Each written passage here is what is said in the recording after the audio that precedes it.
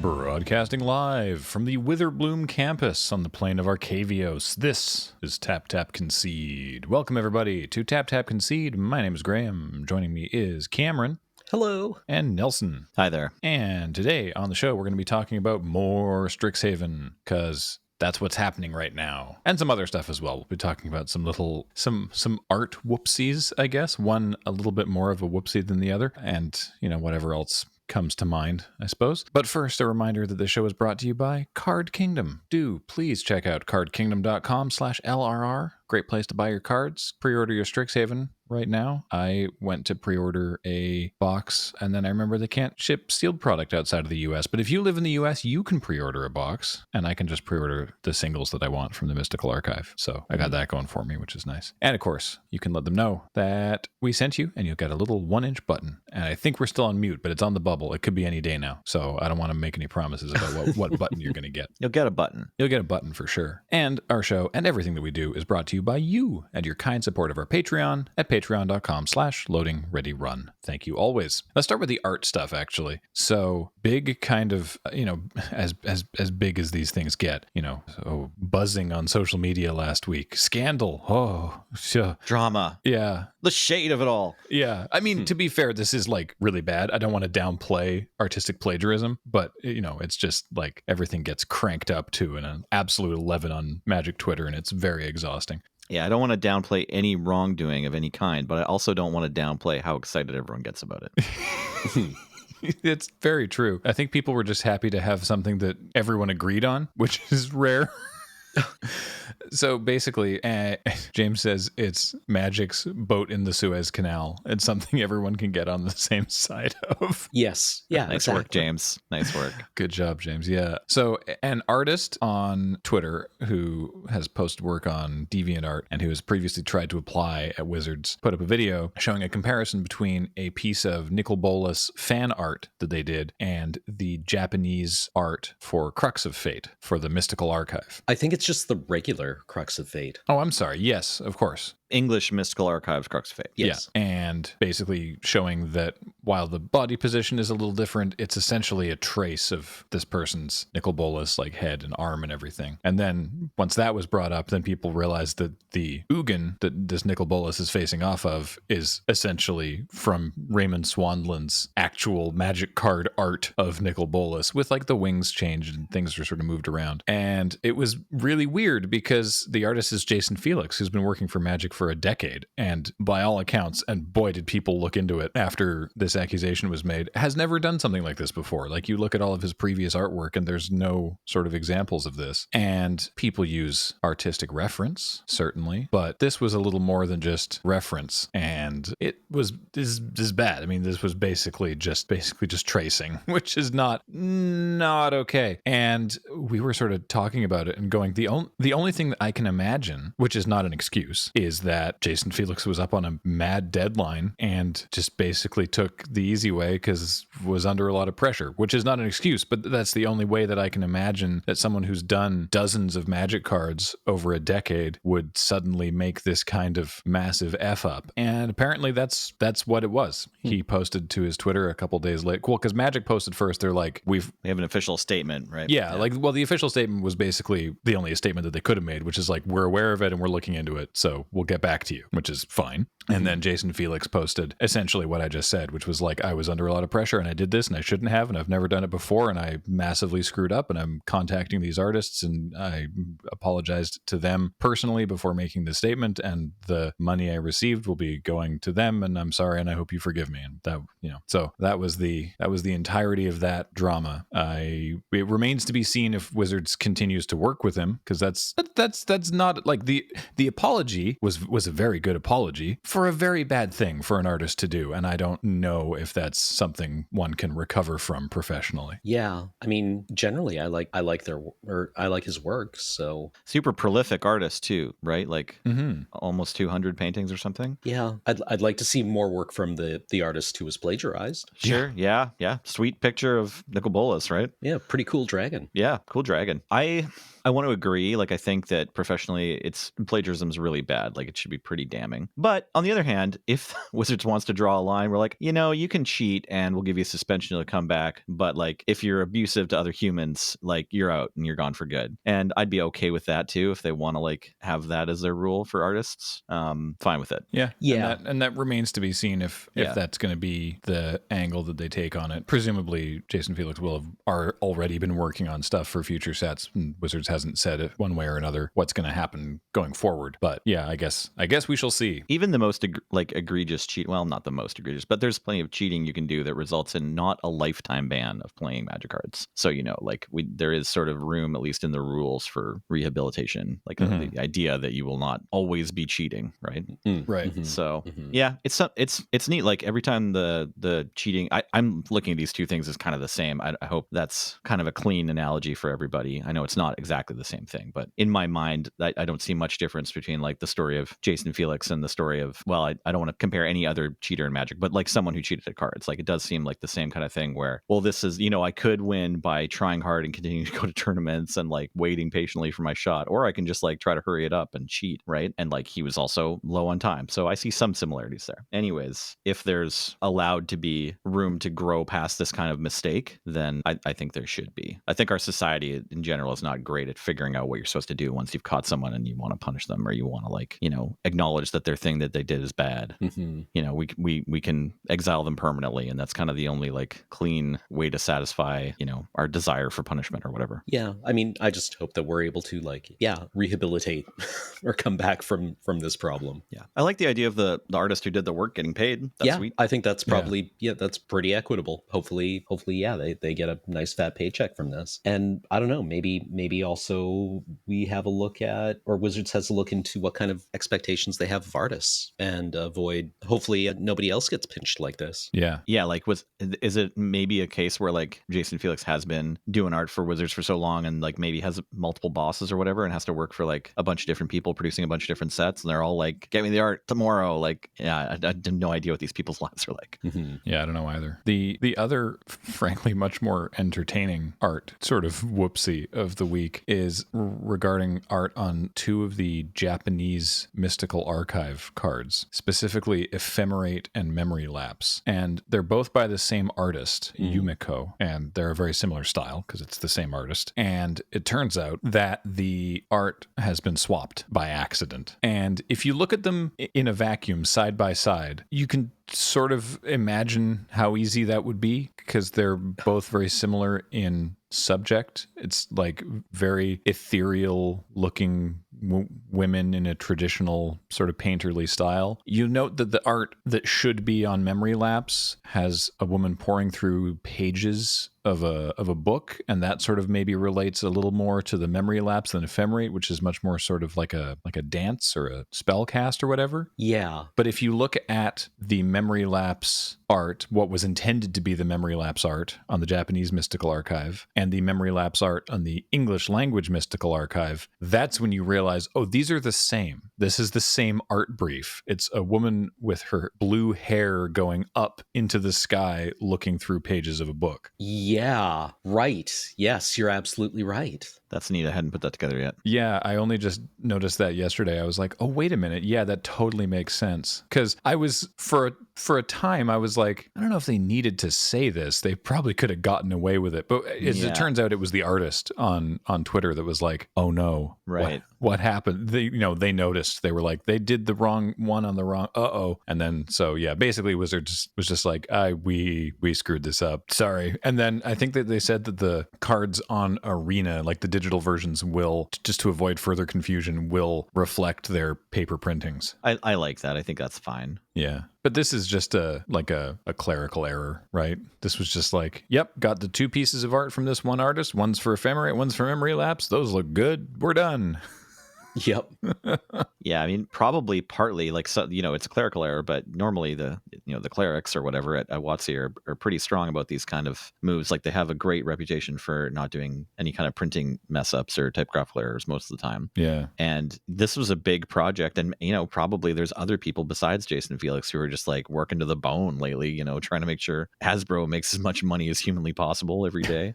Yeah. And just like churning out the best products they can, and like so many products a year. So like probably there's something in common. You know, it wasn't someone cheating maybe, but it was someone possibly like not having enough time to double check things as much as they normally would. Mm-hmm. I mean, you still get gorgeous art on your cards. Yeah. It's not a terribly impactful problem, I suppose. Speaking of typographical errors, actually, there was one more. I don't think we talked about it last week because I think the preview just happened since our last recording. The card, the conductor of the Strixhaven Symphony. Oh, yes. Oh, Zaphi Thunder Conductor? Zaphi Thunder Conductor has their name accidentally written as Thunder Conduit or something inside the text of their own card, right? Like the Thunder Collector. Thunder Collector. Yeah, that's right. So there's a little bit of a lack of, format consistency or whatever you want to call it. Right. Yeah, because the card is Zaphi Thunder Conductor, but then the rules box says if that spell's mana value is 10 or greater, Zaphi Thunder Collector deals 10 damage to an opponent chosen at random. Yeah. So to me, like both these mistakes kind of say like, oh, there's just a lot of magic cards being produced this year. Like maybe they need to hire more people or something. Yeah.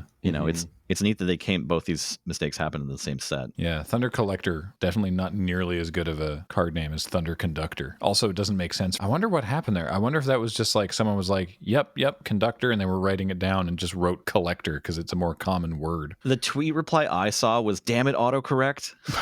Yeah. Like that could have been it, honestly, right? Like, how do these cards get made? It's not like someone like pens out, like it's not like cursive on the bottom, right? Like there's a text box you type. I mean, a magic card would just be absolutely riddled with red wibbly underlines for all the like not real words. There's no way they rely on an autocorrect. Well, I just meant there's probably one embedded in whatever thing. Like I'm sure they don't rely on it. Like they do double check their text before they send them out to print. It's just Yeah, this one sneaked by. I had forgotten about that. Yeah, thanks for mentioning. Yeah, no worries. It's been a lot of that. Also, the boat got unstuck. We mentioned the boat. So that was just this week in news. It was like funny accidents that are kind of impactful. Man, Cam was bummed that they got that thing unstuck. Yeah, capitalism continues, Cam. Sorry. Yeah, I mean, it was nice to have a unified purpose with all of humanity. Just standing around hitting refresh, being like, yeah, boat's stuck. Man, that thing's really in there. Yeah. I don't know how you got that in there, but it's up there. What's that little guy in the backhoe doing? What's he doing? What does he think he's doing? Dude, I just wanted one photo of the dude with the excavator having lunch. Just sitting on the excavator with like, a sandwich and a thermos, being like, I get my 15. Yep. This is union mandated. Yeah. I get my 15. I don't know what to tell you. Man's got to eat, or woman, whoever's there, person's got to eat. Along that lines, it would have been great to see they're like driving this excavator like over the sand dunes of Egypt or whatever. Then like haven't seen what the job is or whatever. They're just like, okay, the coordinates are just a little further ahead. And then they see it's like this massive boat like all the way into the side of the canal, and then they just get to have a little like Narcos moment. Sorry, what's the the meme with just like the sad drug kingpin? Oh, standing around staring off into the middle distance. Yeah, exactly. Yeah, just standing, looking down 10 feet in front of themselves, or like sitting on a bench by themselves. Yeah, it's like, oh, I have to do all this digging. Also, in one like news video I watched, someone called it a bulldozer, and I was just like, oh, if you have a 3-year-old son, like that's an excavator. That's not a bulldozer. Yeah, he's not gonna let you like get away with that. Yeah, you don't go into a toy store and ask for the wrong kind of Tonka truck. Yeah. Just not done. It's just not how it's done. I could keep talking about the Ever Given blocking the Suez Canal for ages, but I guess we should talk about magic. Sure. Okay. Sorry, Cam. Can I briefly? I didn't tell you I was going to do this. Can I briefly check in? It's week 2 of Mobile Arena now. Yeah. And I have noticed a bug. Sometimes I just can't pass priority. Oh, I have had no issues. Cool. Okay. Yeah, I don't know. Maybe it's my device. I have been like, bootlegging this thing on like an iPhone that they tell you isn't good enough, but seems to run fine almost all the time. And then sometimes I want to attack and it's like, no, you're not. You just have to pass the turn. I'm like, oh boy. Magic the Gathering on hard mode. I feel like that. Well, I played Magic Online for the first time in a very long time on stream. Not that I played it for the first time on stream in a while. I've played it for the first time ever. And at that moment happened to be on stream. And let me tell you, boy. Rusty? A little bit. I definitely passed through my attack step twice. Nice. Yeah. Just like zoop right through because I was waiting for, I don't know, waiting for the cards to light up or something. Like I don't know what cube I was waiting for to tell me I was in the right step of the turn, but I was just like, whoop, right through. Still won the match, but like, that was rough. There was it was not an arena outage. This was not arena's fault, though, our listeners might assume that it was just a big arena problem, but it was in the middle of the stream last week while we were playing the April Fool's Day magic, right? Yeah, we were playing the very, very silly new historic format, which I guess we talk about that briefly. Yeah. I mean, it's already gone, but we could mention it. But Microsoft Azure, which is the big Microsoft cloud service, which is what hosts Arena, that was having a huge outage, which is a much, much, much bigger problem than Arena. But for myself and the viewers of LRR MTG, it was mostly just like, what's happening with Arena? And then like 20 minutes later, someone in chat was like, oh, it's much bigger than Arena. So we switched to Magic Online and played the Nega Cube, which is a lower power. It's marketed as a lower powered cube. It's not like some people in chat were like the Strictly Worse cube, and it's not. It's not that. We had very different plans for what the Strictly Worse cube was, but this was just like it's not an absolutely busted cube. But we did draft a very good red-white equipment deck, so that was nice. But the new historic was the sort of April Fool's thing that Arena did, and I love it. They were like, here's an event, it's here for today, it's free to enter. If you get one win, you get 100 experience. So like there's no stakes, there's no cost. It's just goofus. And it was minimum 40 card deck, as many copies of a card as you want. Cool. And watching the meta develop over the course of the day, just over like such a small time scale, was fascinating. The first deck that we played on stream was 110 copies of Creeping Chill, 90 copies of Stitcher's Supplier, and 50 Swamps. So you play the Stitcher Supplier and you mill 3 cards and you try to hit as many Creeping Chills as you can, and then when they get milled, then you can exile them to drain your opponent for 3. So you just do that. Other popular decks we encountered over the course of the day, the 250 card Nothing But Ruin Crabs, Islands, and Fabled Passages. Nice. Okay. I feel like that loses to the Creeping Chills. That deck's really good against anyone playing a 40 card deck, which is why most people were playing like 250 card decks. Because once it's like, I just want to have land and copies of this card, you can just increase those ratios. Yeah. Right. Your mulligans are supposed to get worse, but Arena helps with that a bit. Yeah. We played one deck that was actually a 40 card deck. It was nothing but mountains, ornithopters, 1 copy of Tybalt's Trickery, and 1 copy of Ulamog. And you just mulligan aggressively until you get the Tybalt's Trickery in your opening hand. We had to mull to 4, but then we had the perfect hand, which was Mountain, Ornithopter, Trickery. Nice. So you Ulamogged on turn 2? Yeah, on turn 2, you just counter your own Ornithopter and put Ulamog into play. And because Tybalt's Trickery lets you cast the card, you get the Ulamog cast trigger where you can blow up the 2 lands your opponent has in play. Oh, pretty sweet. Yeah. So there was that deck. We played Javier's Wild Ride, which was nice. Just a bunch of copies of the Javier Dominguez Fervent Knight, the 1/1 haste, first strike. When it attacks, it pumps other knights that are also attacking. Just that and Cavalcade of Calamity that pings your opponent whenever you attack with a creature of a power 1 or less. I'm glad we found a name for this deck. Yeah. I called it Knights to Meet You, but chat very quickly coalesced on Javier's Wild Ride. I mean, I was having fun naming these decks. Like that first deck, the Creeping Chill deck, I just called Hell. Like, right.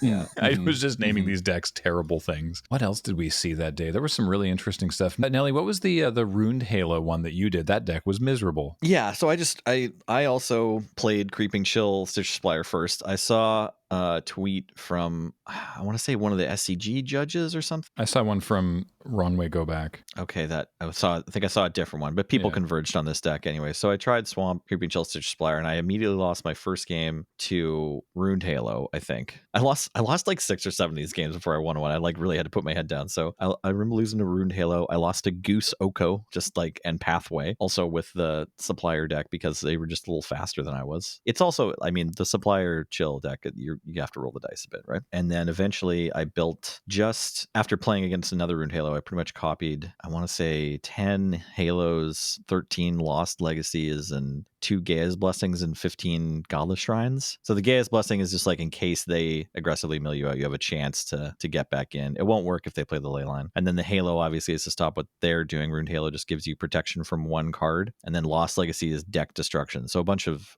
people I think were doing that kind of thing. They're in the chat when I was watching your streams. Like everyone was calling for Necromentia. Hmm. So destroying your opponent's deck is pretty good if their deck only has 3 different card names in it, right? Yeah, definitely the most demoralizing deck we played over the course of the whole day was a deck that was full of nothing but copies of Thoughtseize and Meddling Mage. Right. Oh, Yeah, so you just Thoughtseize them on your first turn, and then like you play all the dual lands that make this work, and then on your next turn you play Meddling Mage and name whatever you saw in their hand. So like we played against the Tybalt's Trickery deck, looked at their hand, they were playing Ugin's Conjurant instead of Ornithopter in case they needed to actually like win with damage. So we took the Ugin's Conjurant and then we played Meddling Mage and named Tybalt's Trickery. And then they spent a lot of time, I think, trying to cast spells until they realized what Meddling Mage did. And then, then we just killed them by attacking with Meddling Mage? with Chris Bakula. Yeah, exactly. That sounds miserable. Yeah, I didn't feel good about it, but I think I was cackling the entire time. So, it was hard to tell that I didn't feel good about it. So like, yeah, we came down, this format did honestly feel like it shook down to being like Lost Legacy, Thoughtseize, and Meddling Mage are kind of the most important cards, with like an important nod to Ruined Halo and like maybe Leyline of the Void. And that's like kind of an interesting fact about Arena when you let everyone loose to just play any of the cards that are on them. Being proactive is wrong, like unless you're just proactively stopping your opponent. Like the cards that are on Arena right now, they don't add up to like there's some sort of Channel Fireball I win turn 1 deck. It's just, attack your opponent's strategy, like just play defense. That's the most powerful thing you can do. So I don't know, that's surprised me, I guess, but it says something about which cards are available, right? Like, you can't put 10 Black Lotuses in your deck like you might be able to if this was the same challenge but on Moto. Speaking of invitational cards, as we've mentioned 2 of them very recently, there's a brand new World Champion invitational card that was revealed at the Kaldheim Championships over the weekend. Did either of you watch any of the coverage of the Kaldheim Championships? I did. I did not. It was nice to see Magic coverage again. Like obviously they've been doing stuff before, it's been a while since I've watched one. I think they did a really good job of getting the word out that this was even happening, which was nice. But yeah, this was essentially a pro tour, and it was good gameplay. There was a variety of decks. I know that some people were really down on one or two deck builds that are in the meta at the moment, but the top 8 had a variety of stuff. I mostly watched the top 8, and it was fun. It was good. It was good Magic. Yeah, I definitely think the games can still be pretty interesting and close between the best decks in the metagame. Oftentimes at this point in the format, people are a little down because it's like, okay, yeah, there's a few decks you can play, but there's not really any room left for innovation. It's hard to like kind of break out of any of the channels that have been dug for this metagame, because these the red-green deck and the blue-black rogue deck and the Sultai Ultimatum deck are all so good. Trying to find a new corner if you're still trying to innovate before any new cards show up is tough. But yeah, I thought the games were pretty good. I liked getting to watch, spoiler or whatever, if you're going to watch it later, mute me. But in the quarterfinals, or the lower bracket quarterfinals or something, there's a match between Shahar Shenhar and, I can't say it, but Gregor Kowalski. Yeah, Budakov, right? I believe on Moto. Fantastic players, both of them. Obviously, top of the game. But Shahar's something about his client like broke repeatedly. Yeah. I don't know what the error was exactly, but anyways, they had to play like a best of 5. Like 2 times they were like, okay, well, this game's almost done, but we have to start it again. Yeah, so what happened was the first time, because I was watching as well, and I mean, I'm in a position, as are you two both, where we've dealt with Twitch chat before, and boy, this was quite an experience watching the chat room for this. So I didn't watch all of it. Yeah. There's a button to put it to the right if you don't know. You can just put it to the side. They had played game 1 and Kowalski was up a game, and they were playing game 2. And it was essentially the end game of that game. Kowalski had played Sultai Ultimatum, and Shahar was choosing which card to put back in the deck and which 2 cards he would get. And his client crashed. So on Kowalski's end, Shahar timed out and the client auto-picked, and it gave him I think it was the Tybalt that he needed to win the game. So chat was like, oh, very convenient. He was about to lose the game and his client crashed. And it's like, no, he wasn't about to lose the game, because if he had actually selected the card, that's the card he would not have selected to give to him, because he knows how to play the game. So actually, Shahar was about to win that game. Like it was very, very silly watching people be like, oh, just as he's about to lose. No, the only reason that he lost the game is because his client crashed and he timed out of picking that card. And the tournament organizers were able to confirm that because Shahar was communicating with them and on webcam the entire time, that it wasn't like someone pulled the plug out of the router. They could see his screen and the client just failed out of the game and went right back to the main menu. So they were like, so that sucks, but the only way that we can fix this and maintain tournament integrity, like we can't be like, well, you probably would have won. They needed to, redo the game. So they did that again. They played through all of game 2 and Shahar won game 2. And then they realized that through human error in remaking the match, they had incorrectly given both players their pre-sideboarded decks, not the sideboard choices that they had both made for game 2. Oh, no. Right. Okay. I thought I'd heard it was only one of the players, but yeah. Maybe it was both of them, or maybe it was one of them. I'm not sure. I want to confirm human error, yeah. They finished game 2 and then were like, we need to do game 2 again because it was like, sorry, this one's a human error. And so it was rough. I'm sure someone was pulling their hair out. I tweeted from the LRRMTG account. I was like, look, if you're just looking at the EV of watching two great players play Magic against one another, this is just a strictly value. All these games were good. Like, yeah. Like everyone played Magic so well for so long. So yeah, I think Shahar tweeted afterwards, extremely tilted, but not remotely at my opponent, because eventually Shahar would lose the best of 3 because it was at the end of it best of 3. And so Kowalski went on. And so he was like, not his fault. He played well. Good luck to him and the rest. Man, that sucks. Yeah.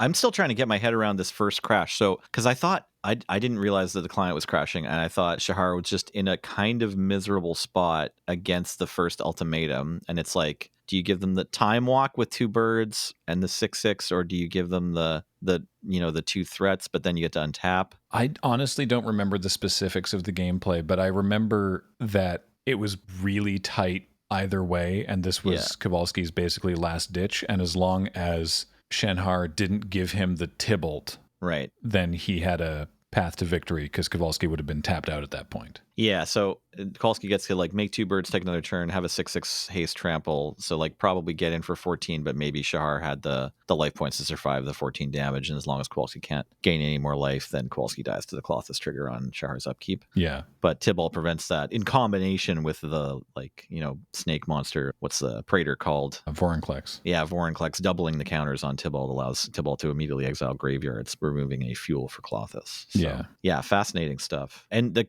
commentary was great. Our friend Ailey crushing it in the booth, and Monty Devuti from British Columbia doing a great job commenting in there. Riley, always hilarious. Sorry if I'm forgetting anyone else. There's more casters on that team, but those were the people I saw. Well, they had Marshall and Paul Cheon doing the booth, right? They were the other booth team, and then Maria, Cedric, and Riley were the news desk. Awesome. If I recall correctly. Yeah, everyone did a great job. I was referencing the championships because it was during the coverage that they also revealed Paulo Vitor Damodarosa's World Championship card. Oh, right. This has been a tangent. Which is in Strixhaven. Yeah, that whole thing was a tangent. I forgot about that. Anyway, he won the World Championships a couple years ago, and now we get to see PVDDRs. I mean, I guess they're not invitational cards anymore because they're not from the Invitational. That's what I've been calling them now. It's the World Championship card. But anyway, we get to see him on a Magic card, and it's pretty interesting. So it's called Elite Spellbinder, and you can see PVDDR there on the card in the art by Ryan Pancoast. It is 2 and a white for a 3/1 flying human cleric. When Elite Spellbinder enters the battlefield, look at target opponent's hand. You may exile a non-land card from it. For as long as that card remains exiled, its owner may cast it, but a spell cast this way costs 2 more to cast. So you can delay them a piece of their puzzle. I just want to correct that it says for as long as that card remains exiled, its owner may play it. So I'm wondering if... Oh, right. So you could do land, yes. Yeah, can you take a Spike Field hazard and maybe they're still allowed to play the land? I assume so. On the other side, because you're not allowed to take a land, but maybe you can take a land/spell and then maybe the rules still allow you to play the backside because it just says may play it. Yeah. So look forward to the Oracle FAQ on that. I'm sure it'll come out as soon as the set drops to answer that question. But I think this is a really cool card. It's a really neat effect in white, right? Mm-hmm. Yeah, no, this is cool. It's aggressively costed, kind of. I mean, 3/1 flying for 3. It's solid. It doesn't have flash, obviously, but it's otherwise we've seen a lot of 3/1 flyers for 3. They get played a lot. They joked about that in the video a lot because they showed Paolo the card to like get his input on it, and I don't think they changed much, but they might have tweaked it slightly based on his feedback. But he was really like, but could it have flash? And they were like, no, that's too good. Sorry. Yeah, I mean, this effect, I mean, it feels a lot like Vendilion Click, right? You sort of disrupt their plan, take a look at their hand, and have a really solid body that can do some beating. Worth noting, the trigger doesn't care about the creature. You know, like the trigger is going to work whether you kill the creature in response or not, or whenever the creature dies, the card's just still staying in exile. Yeah, the card is still going away and can still be cast. Yeah. Yeah. And also works, a lot of people are quick to point this out on Twitter, works really well with blink effects, right? Because because the trigger doesn't care about the card, you can just like, you know, keep flickering this guy in and out of play, and maybe, you know, jam all of their cards into exile tax land. I like it. I think it's a cool card. Yeah, definitely. What else have we seen from Strixhaven popping up in the past week that we haven't talked about? Actually, I've seen a lot of good puns. Well, I don't even know if they're puns, but like school references. Like there's a troll druid called the Honor Troll. Oh, nice. Yeah. Yeah, I liked Hall Monitor. Oh my god, Hall Monitor is the best joke in the set. Easily. I haven't seen this one yet. Is it a construct or something? No, it's a lizard. It's a monitor lizard. Oh, monitor lizard. That's fantastic. Yeah. Yeah. What does it even do? Where is it? I gotta find it. There's a fantastic Lorehold removal spell that'll probably get played in various formats for a while. I suspect it's called Rip Apart for 1 red and 1 white sorcery, either 3 damage to target creature, planeswalker, or destroy a target artifact or enchantment. So, I mean, it's a sorcery, but that is a lot of different things you can do. Oh, here we go. Hall Monitor, 1/1 Lizard Shaman for 1 red with haste, and then 1 in red and tap. Target creature can't block this turn. Cool. With the flavor text, no unauthorized summoning, no writing in the library books, and absolutely no indoor dueling. I don't know. I'm just excited to build something that uses New Liliana and Bolas's Citadel. Yeah, that sounds fun. Yeah. Remind me what Professor Onyx reads. What's the interaction here? Professor Onyx has a static ability, Okay. Magecraft. Whenever you cast an instant or sorcery, target opponent loses 2 life, you gain 2 life. Ooh. So Bolas's Citadel, you play with the top card of your library revealed, and you can cast those spells. Oh, very nice. So you just need some way of getting rid of land. That's good. Yeah. I mean, it's incredibly vulnerable to all kinds of disruption, but I desire it. I like that a lot. It's a plan for a deck that, you know, when you win, you really win.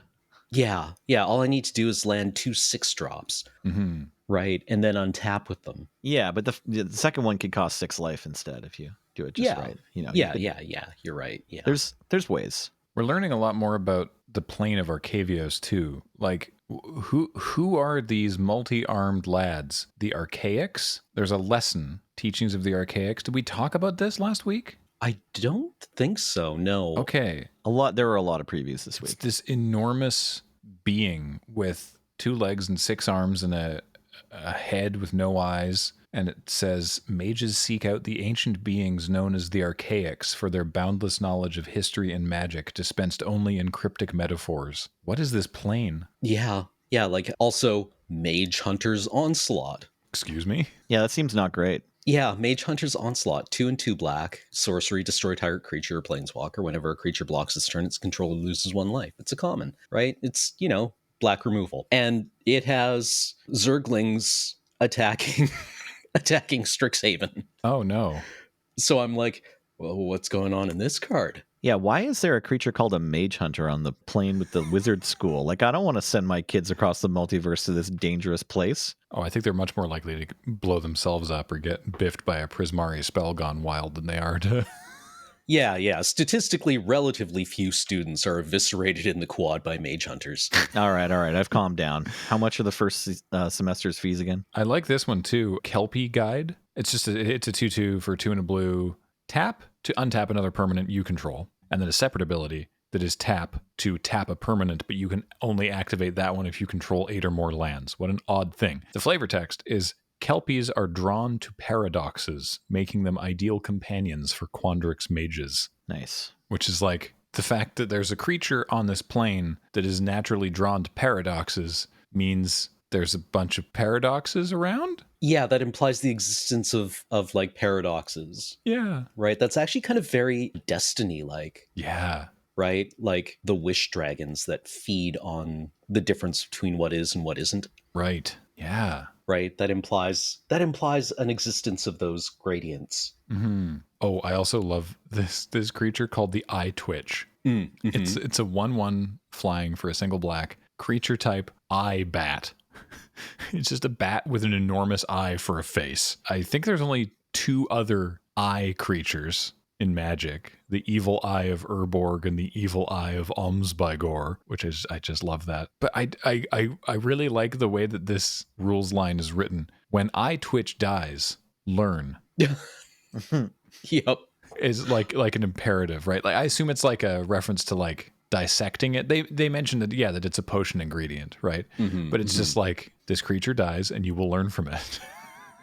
There is also an eye creature in Unstable. Oh, right. Also, that isn't an eye for its face. Look closer. Oh no. That's its mouth. No, Cameron. Why do I know this now? Because I know this, and therefore I had to share it. Oh no, I need to look. Okay, while we're on gross 1 mana, 1 black mana things, there's also Unwilling Ingredient, which is like a frog that looks like a blobfish. Oh, that's one of the pests. Oh, Right. yeah.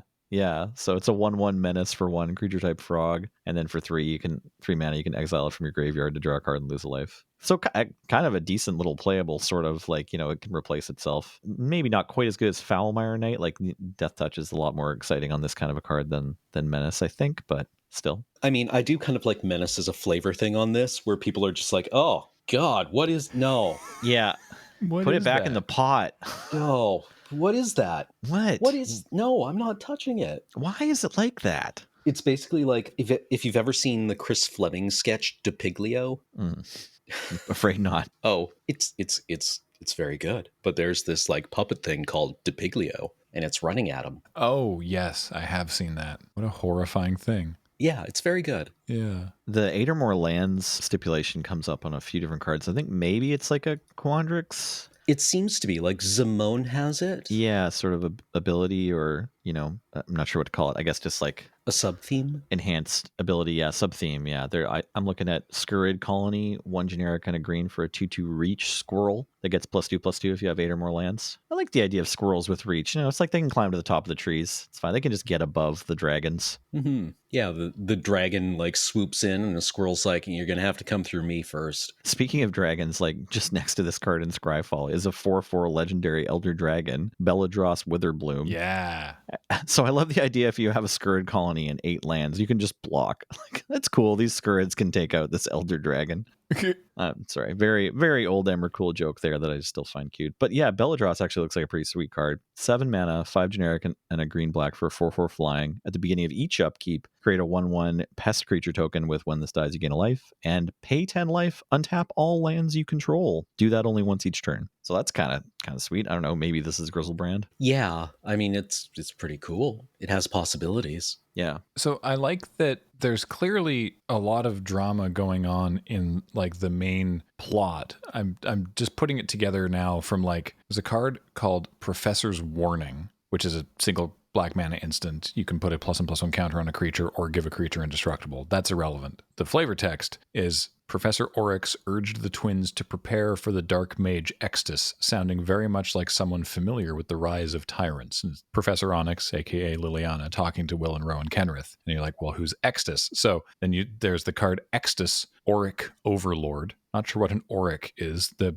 Aurics are mentioned on a couple different things. Who's this like terrifying looking human warlock. It's a 2/4 with double strike for 1 white black, and with Magecraft. Whenever you cast or copy an instant or sorcery, return target non-legendary card from your graveyard to your hand. And Extus is double-faced card with a sorcery called Awaken the Blood Avatar, which is 6 black-red. As an additional cost to cast this spell, you may sacrifice any number of creatures, and it costs 2 generic mana less to cast for each creature sacrificed this way. Each opponent sacrifices a creature, and you create a 3/6 black and red avatar creature token with haste, and whenever this creature attacks, it deals 3 damage to each opponent. And then, related to that, that demon shows up again on the card Culmination of Studies, which is blue-red sorcery, exile the top X cards of your library. For each land exiled this way, create a treasure. For each blue card exiled this way, draw a card. For each red exiled this way, culmination of studies deals 1 damage to each opponent. And it's Will and Rowan fighting this massive blood avatar thing. But what I love about this is that because there's so much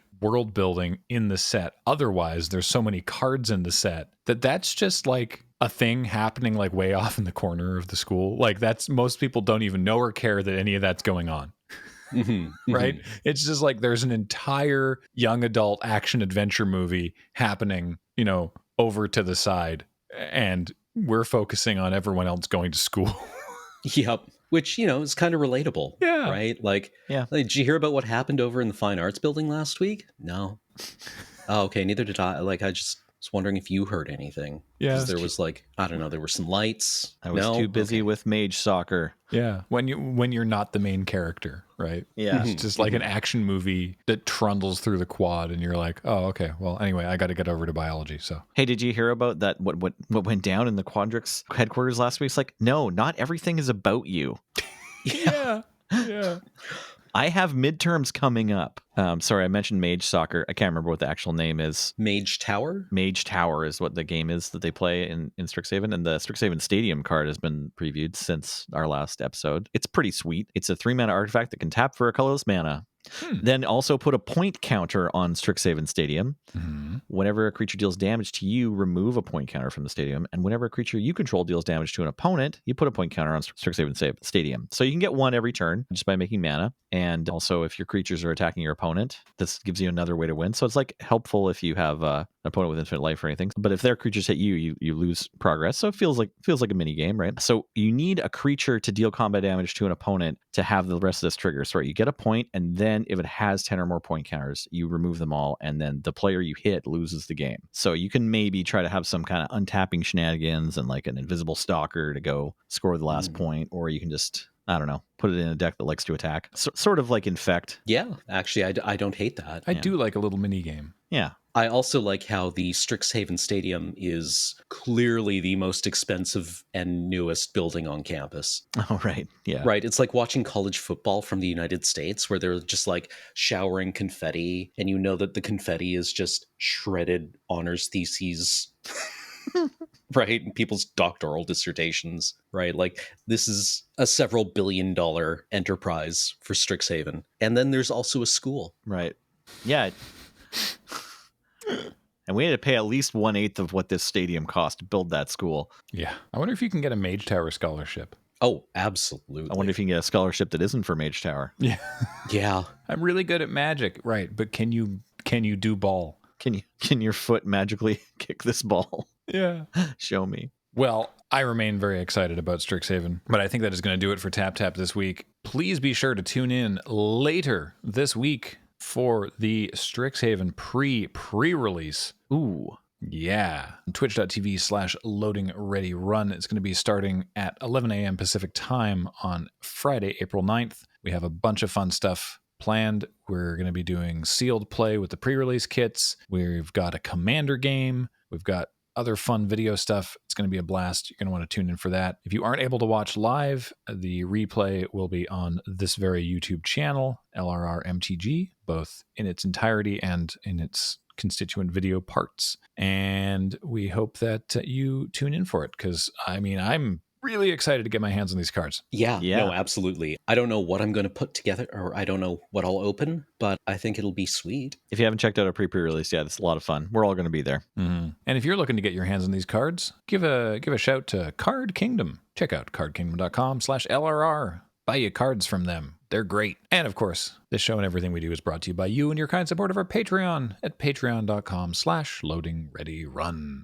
Until next time, I have been Graham, joined by Cameron. Goodbye. And Nelson. Thanks for listening. Jordan edits these. James has been running the card reader. Heather gets them online. Thank you all so much for listening. Talk to you next time. Bye. Bye.